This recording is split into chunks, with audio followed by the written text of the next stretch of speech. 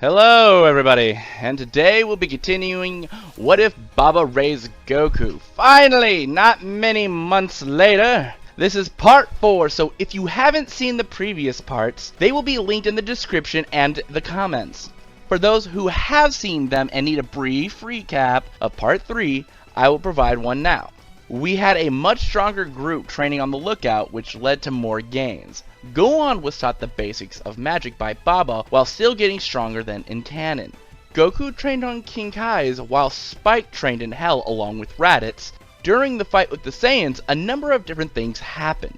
The groups find out Piccolo is a Namekian, but they don't really care, as to the Monster Squad, he is still one of them. Chaozu, Tenshinhan, Bandages, and Piccolo all die in this fight, but they manage to kill Nappa. After defeating Vegeta with the help of Gohan's magic, Goku decides to spare him. Spike would be angry with his former student sparing Vegeta after he had killed many members of his team and Yamcha's. However, after that, they plan to go to Namek to bring everyone back. And that's the recap. But before we get into the video, please be sure to like if you enjoy it, and as well subscribe to see more. Not a lot of the viewers are actually subscribed, so if you do, it helps out. Without further ado, let's get to the video.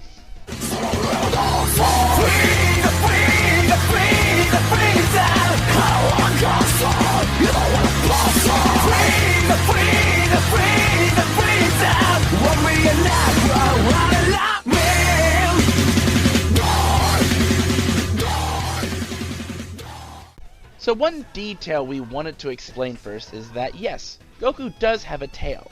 This means he would actually go Zaro against Vegeta, but ultimately it wouldn't amount to much. With that out of the way, let's continue. So, Yamcha, Krillin, Fangs, and Invisible Man plan to fly along with Bulma to Namek using Kami's ship. However, Spike and Goku stay behind to wait for the gravity ship Dr. Brief is making.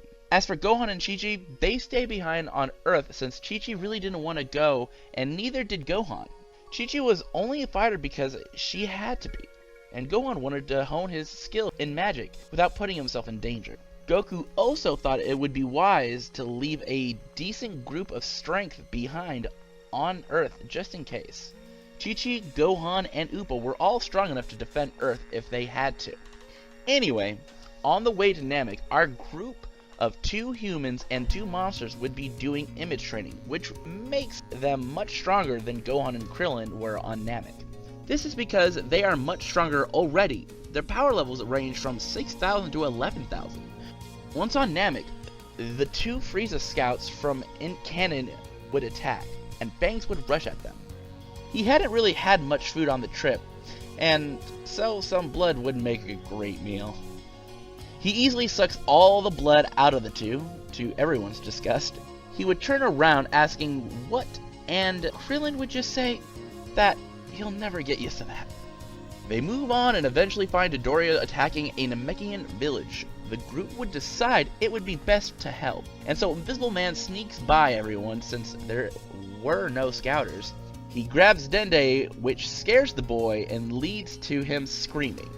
The group then has to rush in with Yamcha using his Wolf Fang fist form and smacking Dodoria.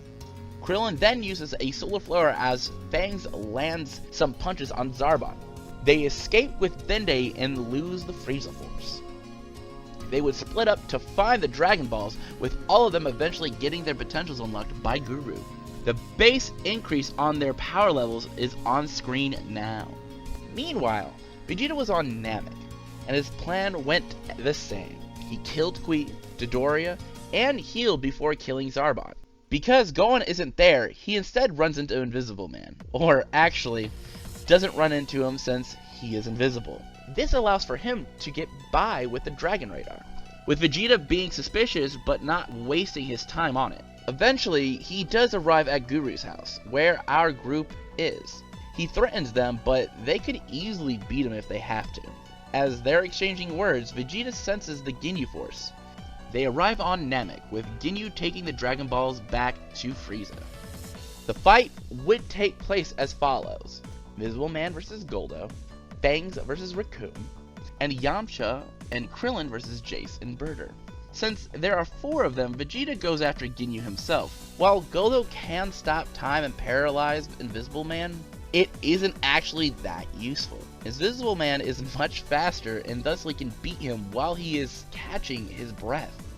And Goku can't even see him, making it harder for him to paralyze. This would lead to Invisible Man winning the first fight and knocking Goku out. The second fight would be a small guy versus a huge guy, so it would also be a cool dynamic. Although it is closer, Bangs would end up winning this one as well. However, he does suck some of Raccoon's blood. The third fight would be a duo versus duo, which would go really well as Krillin and Yamcha are both stronger and have great teamwork. So this leads to a clean sweep for our heroes. While Vegeta gets destroyed by Ginyu, Jace makes it back to tell the captain that they're losing, and so they both head back. As Ginyu begins to battle, Goku and Spike both arrive. Since they are both training together, they got much stronger than Goku did alone. This leaves both of their power levels at 1300,000 and 105,000. Goku and Spike would have a disagreement on giving Vegeta a Senzu Bean, but ultimately Goku wins, because they can mostly beat him anyway. Afterward, Goku would beat Ginyu while Spike prevents Jace from helping. He would then have Ginyu swapping with Goku like in canon, and then the frog thing would still happen. Vegeta kills all the Ginyu Force minus Frog Ginyu, and Spike agrees that it was a good move. Goku was put into a healing tank and Vegeta takes a nap. Fangs and Invisible Man would tell Spike to see Guru, as he could help him get much stronger. He would agree and fly off, leaving the remaining 4 to summon Porunga with Dende. Wish for Piccolo to come back to life and to Namek, as Frieza was going to be a big threat. Spike would get his potential unlocked by Guru with his last few breaths, just as Frieza beats Nail. Guru dies and the Emperor realizes that Porunga has been summoned. Vegeta also realizes this and Frieza has now shown up. Frieza would begin battling, but due to our heroes having much higher power levels than in canon, they wouldn't have to rely on Vegeta. In fact, they end up pushing Frieza to a second form. Meanwhile, Piccolo finds Nail and ends up fusing with him. But he had a much higher power level than in canon. He was above second form Frieza, who had a power level of 1 million. Piccolo would have 1 of 3 million, so equal to canon Goku. Piccolo would show up and easily body second form Frieza, forcing him to transform again. However, even then, Piccolo was still strong enough to beat his third form.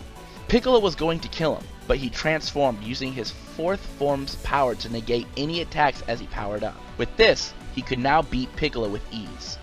Vegeta convinces Krillin to blast him and give him a Zenkai like in canon, but with the power level lower than Piccolo's.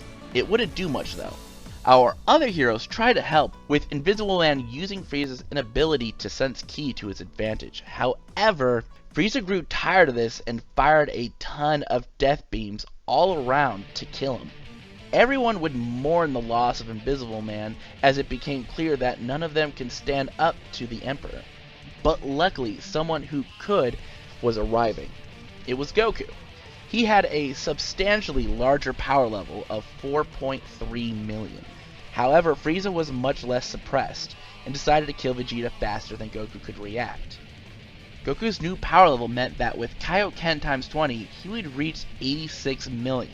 This would lead to a much more damaged Frieza when he uses the Kaioken times 20 Kamehameha. He would eventually get to the point of the Spirit Bomb, which Goku would have to charge up.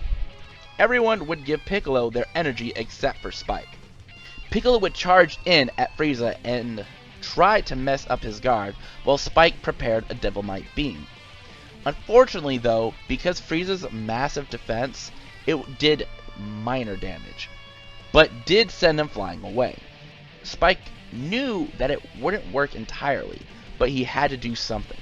Goku then threw the Spirit Bomb, killing Frieza. However, as we know, he was not done yet. The Emperor returned, blasting Piccolo and killing Krillin. This would lead into Goku's Super Saiyan transformation, as he tells everyone to leave. His power level in this form would be 215 million, and he wouldn't mess around like in canon. He wouldn't even let Frieza power up. but as soon as he tries to blow up the planet, he would kill him. Unfortunately, the blast did land though. Also, everyone would be brought back and teleported to Earth using both Shenron and Porunga. Goku would then take a pod to Yardrat, escaping the exploding planet, and that is where we will leave this part off. We did see minor changes in this episode, but nothing too big yet. However, I hope that you did enjoy the changes that were there, and consider liking the video and also subscribing if you want to see more of the series.